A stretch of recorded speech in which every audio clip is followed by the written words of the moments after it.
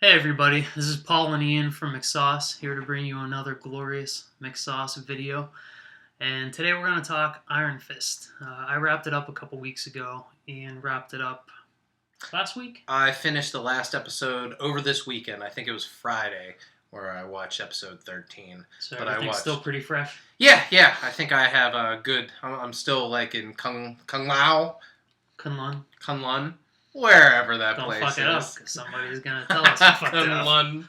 Yeah, I still feel like I'm part of that whole mystical fantasy. So yeah, I watched whenever the series first came out. I watched the first episode right away, and it didn't necessarily grab me. And it took a while before we decided that we were going to do this video, just kind of recapping it for me to really get into it. Yeah, you and I don't do any spoilers with each other for anything. No.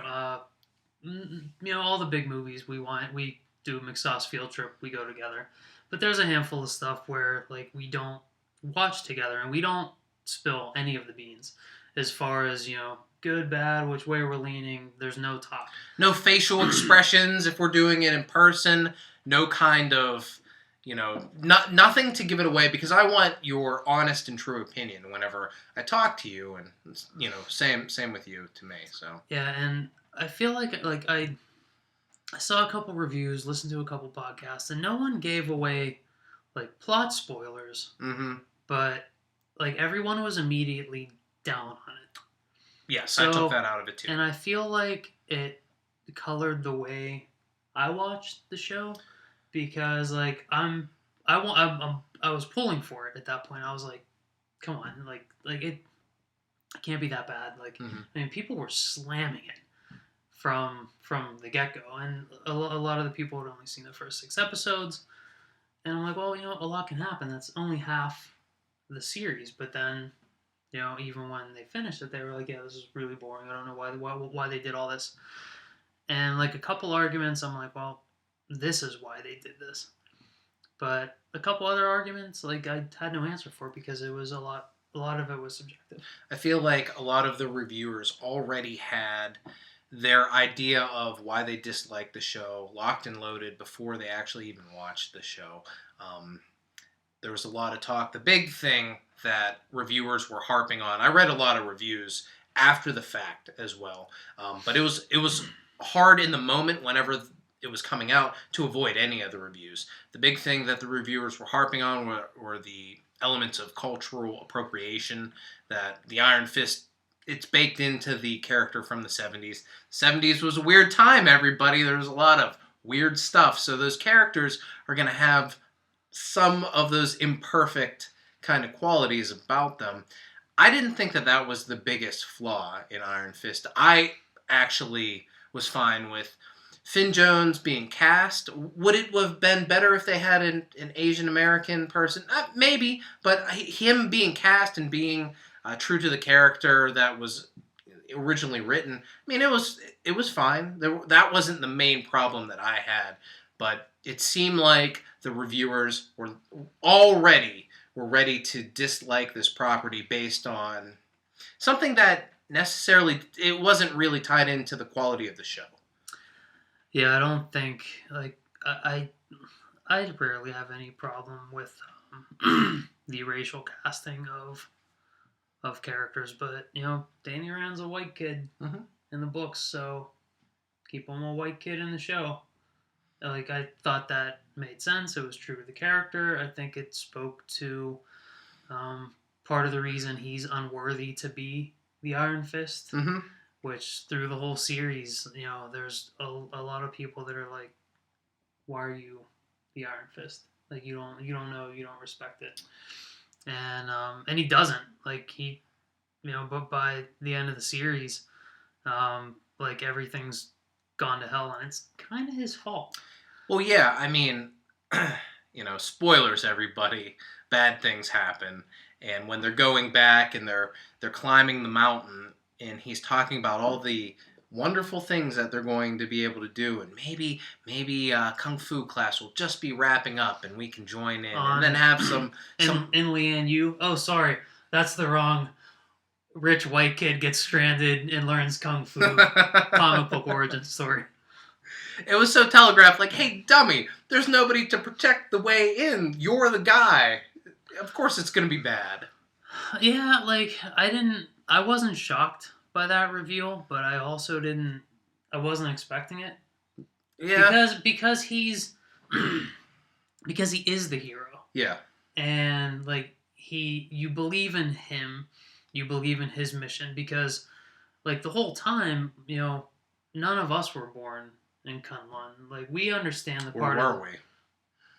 We understand the part of the story where he's, he grows up as an American kid, then, he goes and gets raised in this foreign land, and then he just wants to come home.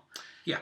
And, like, the home is what we understand. So, like, the whole show, I'm like, well, yeah, like, I'd be doing the exact same thing. I really disagreed with Mark Bernardin from Fat Man on Batman fame, because he was like, you don't understand why Danny Rand's coming back. Like, why is he back? Why is he come back? Like, I don't understand why he's back.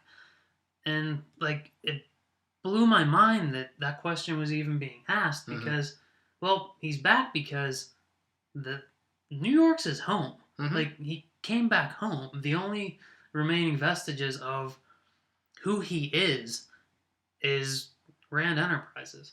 Like, that's why he came back home. He came back when he did, because that was the next time the gate was open to the real world, because Kunlun exists in some other dimension. And it opens every 10 years, so... Yeah, so, like, that's when he was able to come home, and he came home because, like, that's who he is. So, duh. Like, I don't know why people were asking that question. It made no sense to me. But I really like Finn Jones, Danny Rand. I thought he did a great job. Another criticism was that he was too stupid.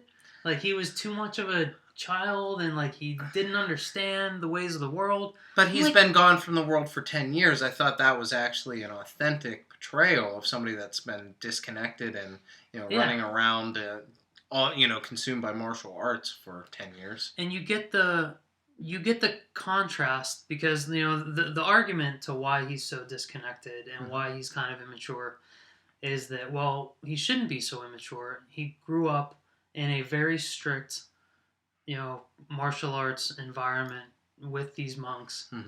Like, he should be, straight, serious, like Davos is. Yeah.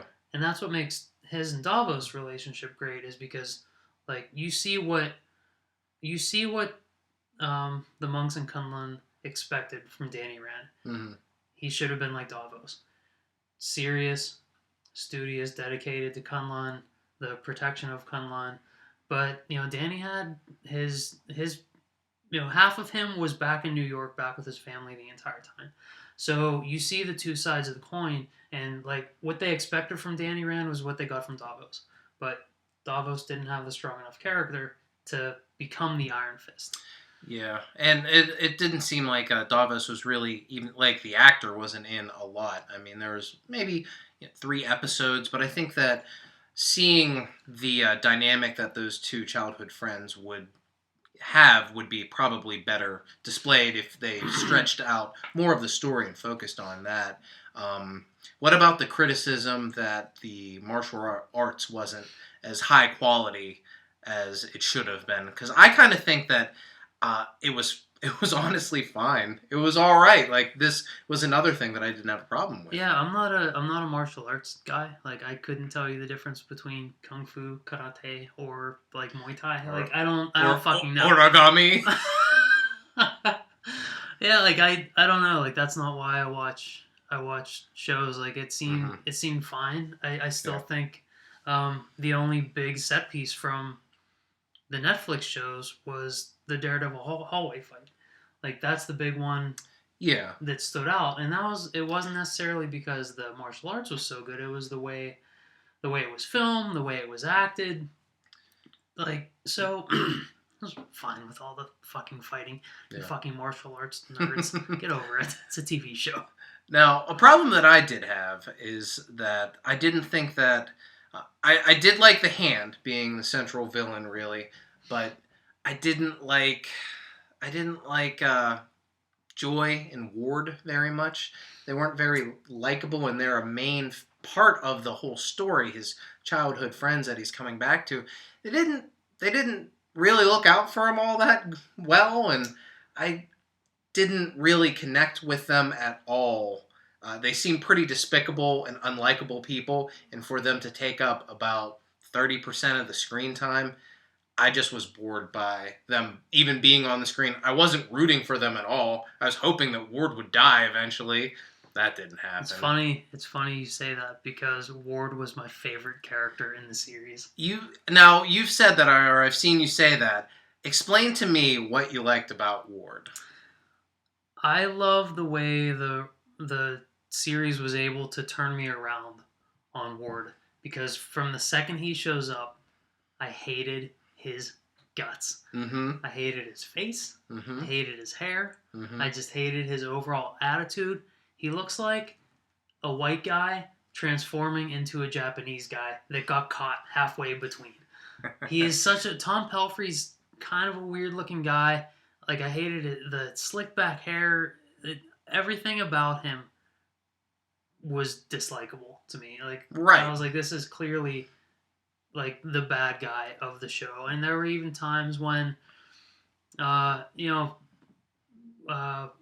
the big Meacham? Harold Meacham. Harold, played by Lord of the Rings David Wenham.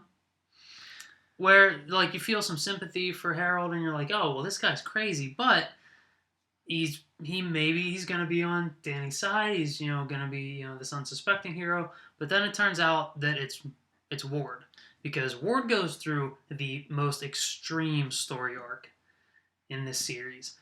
He goes from just an unlikable, rich, entitled asshole to going through his own trials, dealing with Danny being back, dealing with this overbearing father that still beats him as an adult. He goes through with drug withdrawal to understanding that, like, Danny's not necessarily the way out, but he's a way to help Ward get his life on track. But see, all that stuff, and I respect what you're saying, but all that stuff is just like, it plays into the spoiled rich, self-centered, like even him seeing that about Danny is like a completely self-absorbed thing that I can't really, from a character that I already don't like, that the writers have made it clear that they don't want me to like, and then have that be his arc. I'm like, oh, well, you're still a prick. You didn't really learn anything. Yeah, well, I don't think I did a great job explaining it just then, but like he does learn. I think you did a good job. But that's exactly what happened with him. It is what happens, but he does help of his own accord at the end. Like he's not entirely out for himself. He is, but like he also winds up sacrificing himself to get Harold knocked off the board. And at the very end, when you see his and Danny's pictures up in the office and they're together, like they're working together.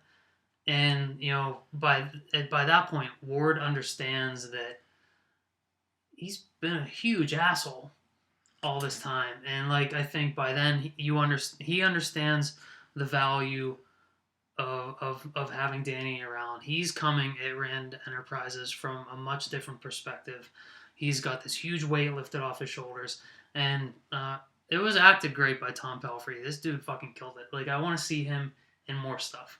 Yeah. I was disappointed with Joy, though. Like, I thought she was going to have a bigger arc. I thought she was going to be more integral. And I feel like maybe the reveal of, oh, she really is the bad guy. Now she's going to be the bad guy. To me, it was like season 2. I'm like, the whole show was like, oh, your family you pick terrible family friends. Like, all of the Meachams are terrible assholes that hate you, Danny. Like, get out of there. I didn't like any of them. And it just felt like a revolving. You didn't like Joy in the beginning? No, I didn't like any of them. Well, who was one of your close friends at 10 years old? Nick Stevens. How about that? That you haven't talked to in 28 years. Yeah, sure. Okay. Yeah. Like, okay. Even, like, because like I thought about it, and me and Bobby Mahoney were tight at 10, 11 years old, but like if he's been out of my life forever, Mm-hmm. and if he came back now, I'd I'd be skeptical. Like, I mean, it's not even like, well, I don't know if this guy looks like Bobby Mahoney, but there's like the relationship's been void for years. Yeah. So yeah, they're gonna be skeptical, and like they're not gonna just welcome him back with open arms, especially after they had his funeral. He was pronounced dead. Like, they got definitive confirmation that yeah, he's dead. But even whenever he does come back, and they finally there's confirmation that he is Danny Rand, I never felt any warmth or camaraderie. Like, there was something missing, and I don't know if that's the writers. I don't know if that's the actors. I've never seen Joy or Ward in anything else. I've seen Finn Jones, and he's a charismatic actor that has range. He's been in Game of Thrones and had a whole arc that was pretty intriguing to watch. But he was also kind of flat throughout the whole thing, I thought. So the only other thing I've seen Jessica Stroupen, who plays Joy, was The Following, mm-hmm. and she was really good. But they didn't give. I feel like they just didn't give her enough to do in this one. Like, I feel like they probably could have just taken her out of the show and transferred some of her loyalty to Danny to Ward, and had Ward be a little more skeptical, because like there's at the beginning you're like, oh, it's Danny and Joy, that's the love story, that's the pair, mm-hmm. But it's really Colleen, and Colleen worked way better. Like, I think they had more chemistry anyway, and like Joy's just left to try to balance Danny and Ward the whole time, so she doesn't really get to be really soft and warm to Danny, because like a lot of the time she's just trying to make peace. Yeah. I think that maybe if they would have combined those two characters, as well as made Ward not such a prick at the beginning, you have to... it's a simple writing trick where you kind of have to have your audience want to root for or care for. And maybe it's just me, maybe it worked for you, and eventually you came around, but I was pretty dead set from the beginning that I didn't like him. So as his arc proceeded, by episode 13, I'm like, they didn't kill Ward, damn it. That stinks. Yeah, like I loved him. I loved Ward. I thought he was great. I want him to be in the Defenders. Like Harold I could have done without. I felt like David Wenham did a nice job. He's just too fucking crazy. Yeah. And why the fuck would that kid continue to work for him? It's so, like, there were a handful of things, like, the biggest problems I had with this series were the suspension of disbeliefs that I had to take, and, like, that stuff didn't even cross my mind in Jessica Jones and Iron Fist. I felt like stuff really worked in those series, but in this one, you get, like, why is Kyle still working for David Wenham? This guy's clearly a fucking maniac. Jump town, get out of there. Like, just stop. The second that he questioned my ice cream selection with beating me with the scoop, I would have been out of there. Fuck that. Well, that, and how everyone seems to be really cool with Madame Gao. And like, she's in the Hands prison at the end, and Finn or Danny Rand and Colleen jump into the cell, and they're like, we're just gonna go, and Colleen's like, I'm just gonna get her. And I'm like, didn't you see her force push Finn through a wall? Yeah. Finn, I keep calling him Finn. Didn't you see her force push Danny through a wall a couple episodes ago? Yeah. Bitch has the Force! Like, she's a Sith! She's got some kind of supernatural power. Like, why is everyone like so eager to I'm just gonna go get her? She's a little old lady, but she's like little old Yoda. Yeah. Like, don't fuck with Madame Gao. Yeah. So like, there were a handful of things like that I never felt in the other series. Of things. Oh, there's your Marvel Netflix Excelsior. Did you think Iron Fist should have had more Marvel Cinematic Universe ties? Maybe a little bit. Maybe that's something that I didn't I think that there should have even just been more glowing fist action. More. I know people were downgrading the martial arts action, but maybe there should have been more of that. Maybe that's what this was missing. More hand ninjas. Some of that. I felt like it was always random guys coming out of nowhere. I was happy to see Rosario Dawson come back in. It felt like something familiar. So yeah, definitely more Marvel TV universe stuff. Yeah, like I feel like there was a point where Marvel overall had a pretty succinct idea that we're doing the movies and TV shows and Netflix, and these are all in the same universe. And then at some point they were like, we'll just do whatever we want to do. Like there was like in the first or second episode, there's a mention of the incident, but like that's it. And like one of the, Danny's psychiatrist, says something like, well, there's a lot of different, powers and stuff. People showing up with powers. So like, I'm not discounting your story, but I still don't really believe you. Yeah. But I feel like if the Avengers exist in a universe, that should be way more than passing commentary. Yeah. Just like, and I understand that it's not, part and parcel to what's happening in this universe, but that's fucking big. And if you're trying to build this universe, like, tie it all together a little bit more. Maybe people that watch the movies are going to be a little more interested in watching the shows if you're going to feel like it's a much bigger part of it. Yeah.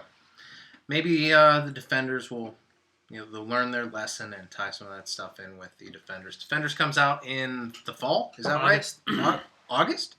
August. That's the next Netflix series. You excited? I am excited.